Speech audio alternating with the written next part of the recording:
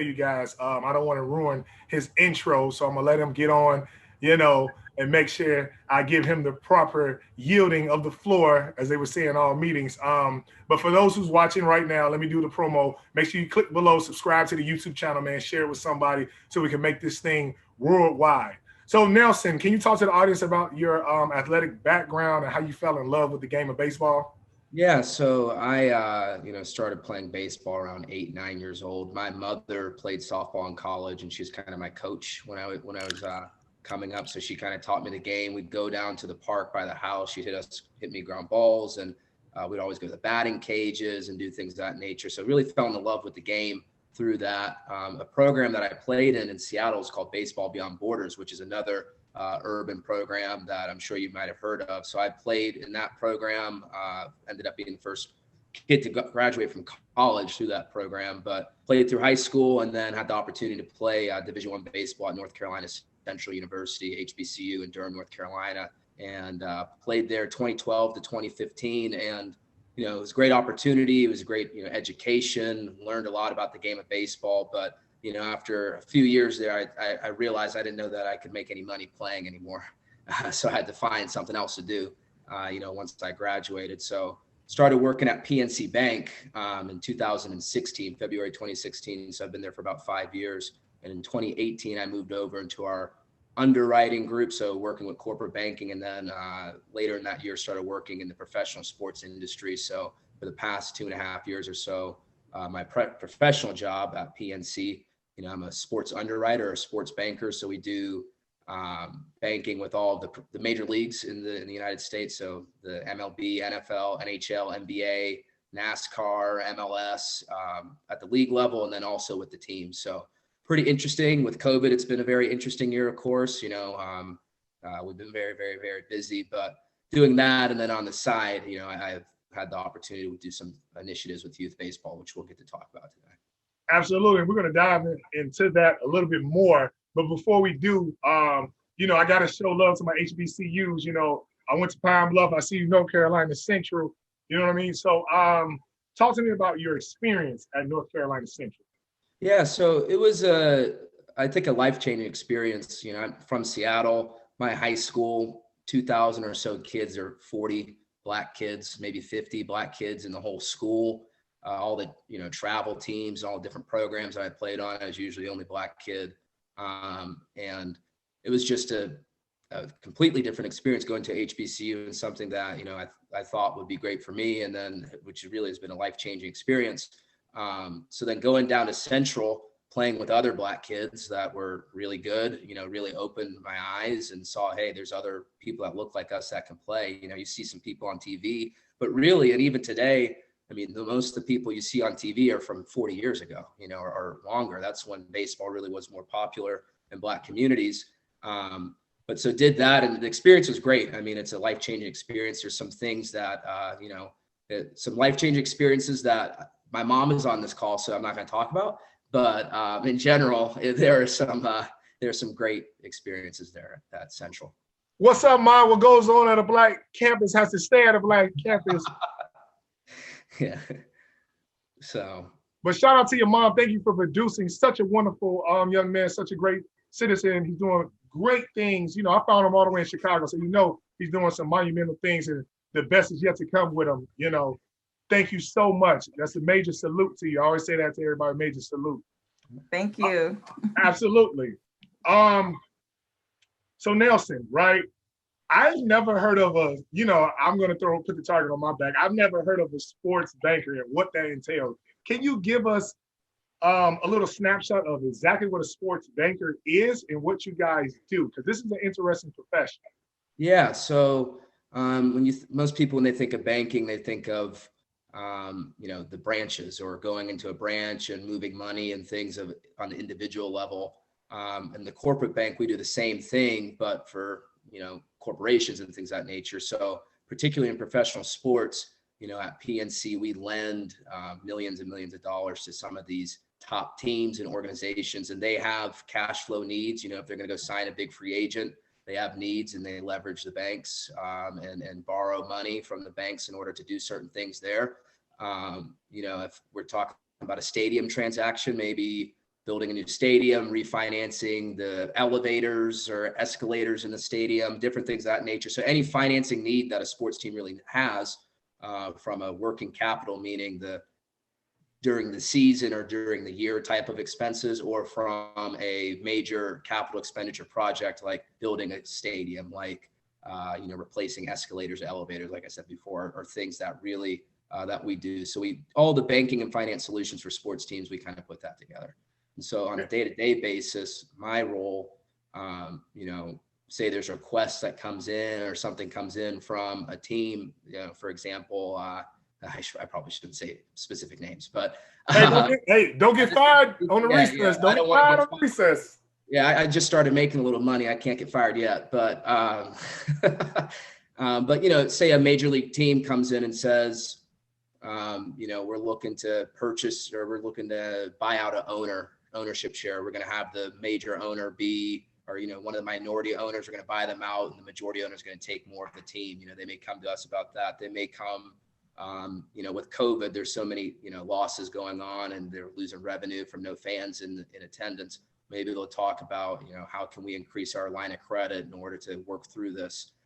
So those are the main things. And when those requests come in, my role is really looking at the financials of the team, doing projections of what they are going to look like over the next 5 to 7 years, analyzing, can they repay the loans back? If so, what's the time frame? What's the best structure to give this loan? So it's a lot of financial analysis, a lot of writing. But in a non-COVID year, the best thing about it is really getting to travel to different cities and meet the different management players and be able to go to games and things of that nature.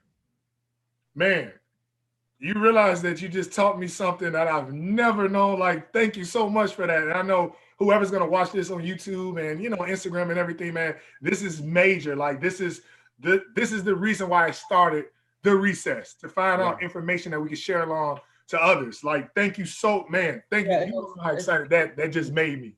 The thing that's interesting too, like what we say to kids in our program is, you're not always, the odds that you're going to be a pro baseball player are very low, right? But you can still work in sports in different ways. I mean, I didn't know this existed 3 years ago, right? And now, potentially I can have a career in doing something that I'm still close to sports, get to do something I like that's very interesting to me, and still use the finance degree and background that I have, from North Carolina Central. So it's a cool mix for sure. And, gives those kids out there a hope that they can work, if it's working for a team, if it's working for a bank and working with the team, if it's whatever it is, there's a passion or there's a path for them within the sports industry. Man, I could talk about this all night. I got to kind of switch gears. Yeah. Man, that's powerful. But, I followed you on Instagram, and, I'm involved with the RBI program out here in Chicago and everything like that. So I saw you doing a lot for the youth in Pittsburgh, right? So can you talk about the Pittsburgh Hardball Academy and the resources that you guys provide for the youth in Pittsburgh? Yeah, and I think so. The Hardball Academy and RBI are kind of blended, and you see on the call here, Brian. So Brian is in my opinion, is the mastermind behind all of what we're doing. I'm just a pretty face that gets to go and talk about it. But hey, Brian, what's up, man? Thank you for joining on the recess, man. Thank you. Hey, thanks for having us. This is a cool platform. I appreciate it.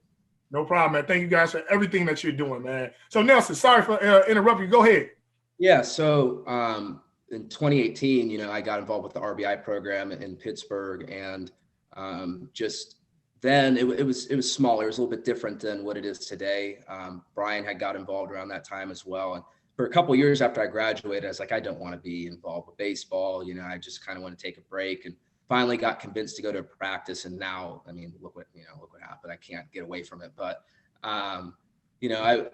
the program at that time was just the RBI regional tournament, right? We had 45 kids were impacted. We went to the regional tournament each year. And I see RBI champs in the building. Hey, we were close twice. We lost the finals twice. But anyways, so we did the regional tournament. There was a vision that, this is 45 kids, but how can we impact more than just 45? I mean, that's great and everything, but there's more kids and more resources out there that can be had for those kids. So Brian kind of had the vision, and we had the vision of partnering with the city of Pittsburgh to make a league, right? And the city of Pittsburgh had a league in the past, but you know, it was fine, it was decent or whatever. And so in 2019, we created the RBI City Sports League in the city of Pittsburgh. And so that league services, at the time, it was kids from 13 to 18 years old, the Pony, Colt, Super Colt kids. And so there's a bunch of different communities that participate within that league. And our goal is not to individually, you know, we're going to impact every single kid in the community, but how can we empower those community organizations to have resources and tools so they can grow themselves as organizations and grow as coaches. So we did the RBI City Sports League, you know, did the RBI Regional again. So every kid in that league has the opportunity to make the RBI Regional teams and things of that nature. So that really grew. And in this year, in 2020, before, you know, COVID and everything happened, our goal was to have an 8 to 12U program as well. So Little League program and a Bronco division as well. So the total impact of that entire league, there's about 13 to 1,500 kids that participate within the RBI City Sports League. And so that is the background of RBI. So we're both very involved. I'm the community liaison for RBI. Brian is a program director. But even then, you know, that's great. And it's more, the league RBI is recreational kind of in nature. And we kind of had a vision of doing even more. And how can we, you know, we saw a problem gap, right? There were these really talented kids within this league. They're playing recreational ball. And some of them had the talent to go on to the next level and play in college, or had the aspirations, more importantly, to do so. But there was an issue there, right? They either didn't have the resources to get there, or they did, and or they, you know, scrape up money to go play on a travel team, which then takes them out of their community, and they're not playing within community ball anymore. So we saw that, and we started Pittsburgh Hardball Academy in 2020 to be kind of a program to solve that. So those really talented kids that play within RBI, that have the ability, that have the want to, as you'd say, to make it to the next level. It's a program for them where they don't have to pay, you know, $3,000, $4,000, $5,000 for travel, $60 an hour for lessons and everything. They can pay, you know, some of our kids pay anywhere between, you know, $0 and $300. And that's for everything, right? That's all the travel tournaments, that's the uniforms, that's all of the training, that's all of the recruiting videos, you know, recruiting plan, walking through the NCAA clearinghouse, everything that they need to progress as young men and be ready to be recruitable student athletes. We take care of that. So that's kind of the background and all that we do between the RBI program and the hardball program. Man, that is so wonderful. Like, I'm literally I want to jump through the screen and like give you a, like, man, that's what we're talking about. Like, that's like, I'm at a loss of words, and it's very seldom that I'm at a loss of words, man. But just that's so heartfelt, warming, and man, it's wonderful. So, man, you and Brian, I mean, and you know, we'll get to this down, you know, the further questions that I have, man. But it's just so great to hear that, you know, you guys saw a problem, right? You guys solved the problem. You guys are constantly analyzing what we can do better. Like, that's how we get more urban youth involved in baseball. That's exactly the ticket. That's the answer. I'm gonna kind of talk to the elephant in the room, since we're talking about Pennsylvania, right? So, you know, Pennsylvania is historically the football capital of the United States for some, you know, debatable topics, right? So how is the culture overall in Pittsburgh of baseball, with it being such predominantly football heavy? Yeah, you know, it's different than Seattle for sure, where, you know, baseball is a lot more prominent in the schools and stuff. And, you know, within the city of Pittsburgh, the public schools in Pittsburgh, you know, they might as well just not even do baseball, right? I mean, that'd just be completely candid. It's not serious, you know, the players, there's a lot of talented players, but the program, from a standpoint of structure, which is what kids need, is structure, it's not there, and the resources aren't there. And that's kind of the reason that we have the organization. A lot of our kids play in the city schools. So yeah, but football and basketball are, of course, huge sports in Pittsburgh. So it's very difficult, but in suburban communities, there is, you know, baseball is thriving to a certain extent. There's a lot of different travel teams, a lot of organizations that do a lot of good work within the suburban communities as well. So there is a baseball market out there. And I think there's a lot of really talented players in Western Pennsylvania. And, you know, something that some people won't know is the PSAC, which is, I'm a volunteer coach with the Cal U, which is California University of Pennsylvania. They play in the PSAC, Pennsylvania State Athletic Conference. It's one of the best Division II conferences in the entire country. And almost all of the kids are from either Western Pennsylvania or just kind of in this area. So there's a lot of really talented baseball players within the Western Pennsylvania region. You know, football is king, of course, but you know, I think that what we're trying to do is really bring it back into the city of Pittsburgh. Our whole thing is how can we get more people in the city, and not excluding kids that may not be in the city. You know, we're about inclusion, and that's a big part of our program. But how can we really grow the game in the city of Pittsburgh? Absolutely. So I hear you saying, how do we grow the game, right? So my next question is going to be, what are some ways, right? So people who are watching this at home on YouTube and on demand Instagram and, you know, however they find this video, what are some ways that people can help the academy and help your efforts in Pittsburgh, right? Because I know I ask everyone that's involved in baseball, because similar to what you said earlier about finding the solution and seeing a problem, actually getting with a person like Brian and coming up with ways that it could benefit more kids. What are some ways somebody like myself in Chicago can help out? You know, the biggest thing, and this has really come to a head in the past couple of days, I think the biggest thing is what you're doing right now is awareness. I think, you know, I'll just say it. I really do think from a coaching standpoint, the coaches that we have in place, between myself, between Brian, we have an individual named Mike Wilson, who's a former Division I coach, TJ Zarowitz, who's a current professional coach. From a coaching, and others as well, but from a coaching standpoint and what we try to do, I would put us against any other program in the entire country, right? But because we say that we are urban or inner city, or we look for underserved, underrepresented kids, there's an automatic stigma of, well, this is some cheap program.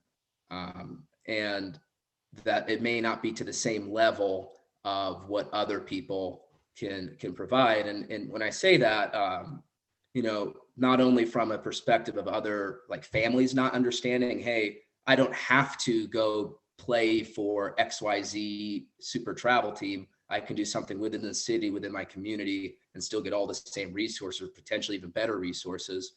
And also from a college standpoint, some of the universities don't see our kids in the same light as they may see suburban kids who play in a different program.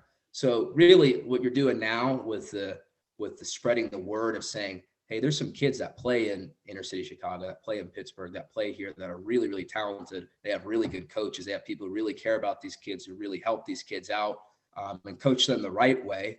I think that really begins to grow the game from that standpoint, because then you see, hey, these 10 kids from Pittsburgh high schools, they went to college and play, and they're from my community, and kids can look up to them and see them and things of that nature. So I think that's a big thing of growing the game.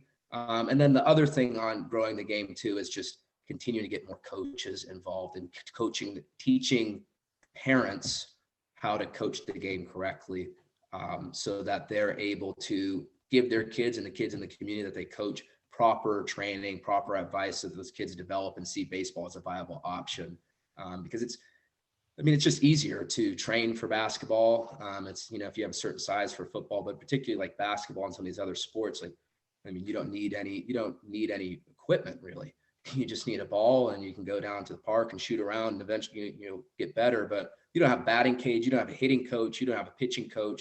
How would you ever really develop as a baseball player? So the more coaches that we can get involved within the communities that are where these kids live, the better, and we can grow the game from there. And I think that starts with, you know, programs like ours being able to go out and impact those kids, impact those coaches. Nice. Thank you for that. Thank you for that. So what is the next thing? Well, let me rephrase that.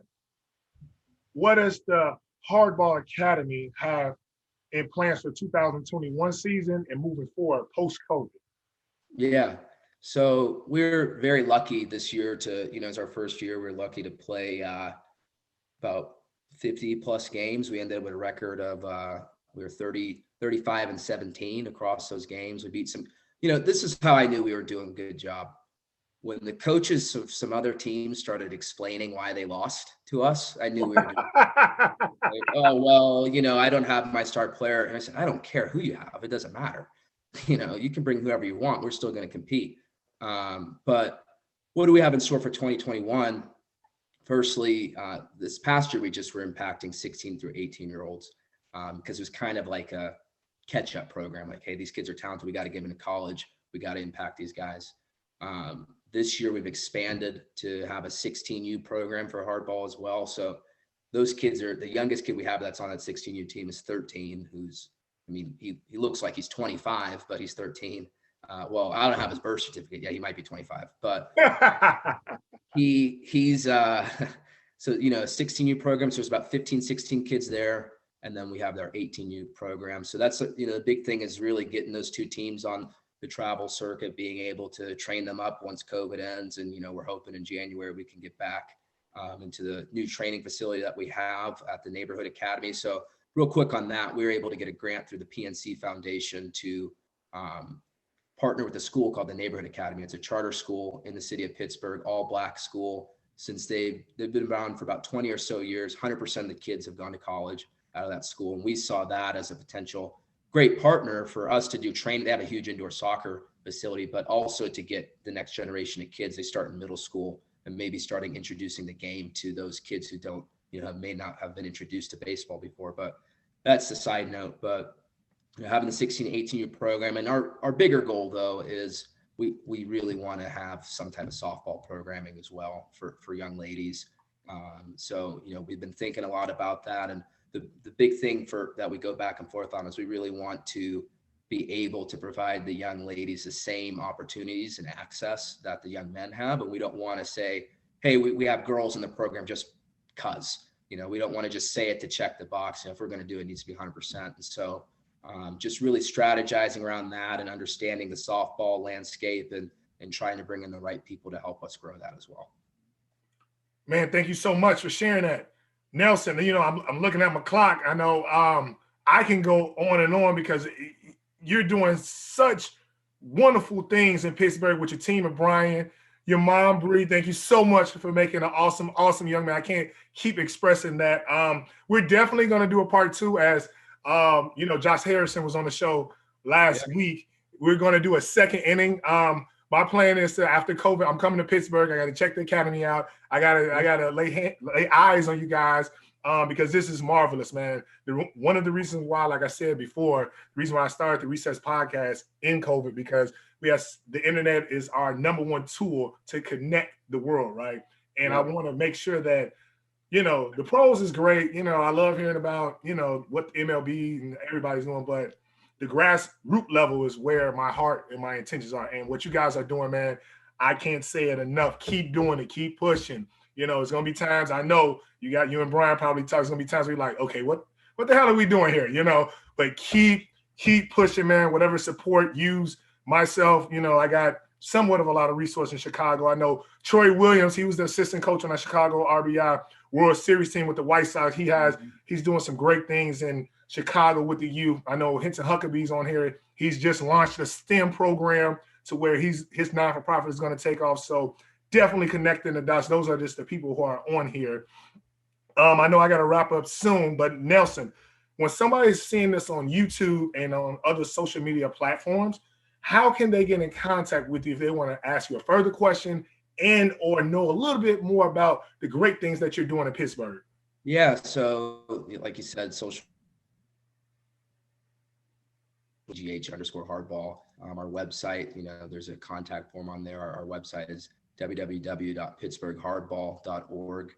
And then you can reach out to me directly, and my email address is, I don't know if I want to give my email address, but our group email address for Pittsburgh Hardball is contact@pittsburghhardball.org. And so, we have a lot of partners in the community that we work with, and we're open to new partners and things of that nature because, in order to continue to grow this, there have to be other people that get involved in working with other organizations. And that's definitely something we want to do, is be able to provide our kids as much access to any opportunity that's out there. particularly things that would be positive for them and really help them grow as young men and young women in the future. Absolutely. So I see the Pittsburgh Hardball.org when I edit and chop this video up, and I'm not a pro at it, but I'll make sure this is in the link. I'll make sure it's running across the screen for the visuals and everything. Hey, Nelson, thank you so much. You don't know how much this means to me.